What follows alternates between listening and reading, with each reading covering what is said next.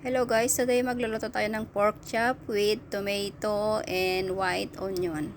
Ayan siya guys, tinadtad ko yung pork chop muna siya para mas malambot yung pork chop. Para mas malambot yung meat niya.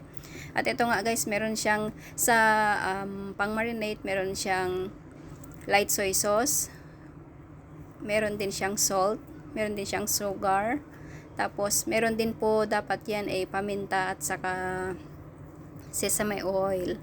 Pero hindi ko na siya nilagyan ng paminta kasi ayaw ng mga bata guys. Tapos ayan, minamarinate ko na nga siya. Halo-haloin ko lang para masipsip yung lasa, yung templa sa karne para mas malinamnam siya guys, mas malasa siya. Hindi ako na kontento sa kutsara kaya kinamay ko na siya guys para mas maganda naman, di ba?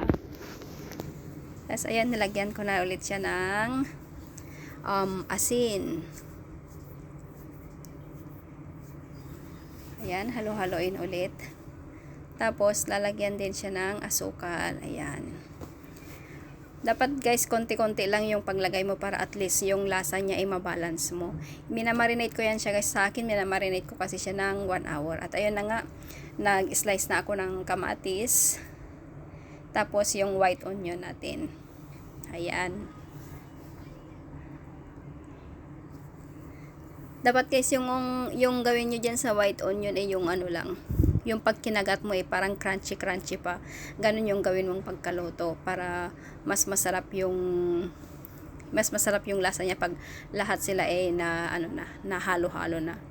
Dapat ang gagawin ko sana mas unahin kong igisa yung yung sibuyas para yung lasa ng sibuyas mapunta sa karne. Pero guys, yung time kasi na yan, wala pa yung amo ko.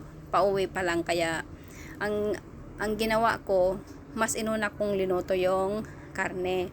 Kasi ang gusto ng mga amo ko itong sibuyas na puti na yan, mainit-init siya na kainin nila, yung parang bagong luto.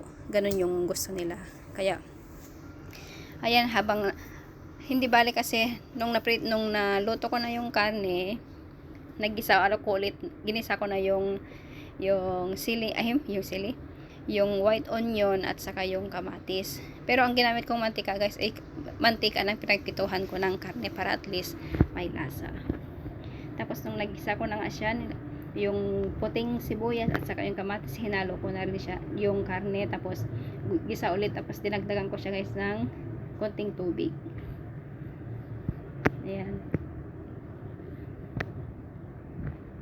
Tapos ito na siya guys, nung naluto na siya, ay nilagyan ko pala yan siya guys ng cornstarch.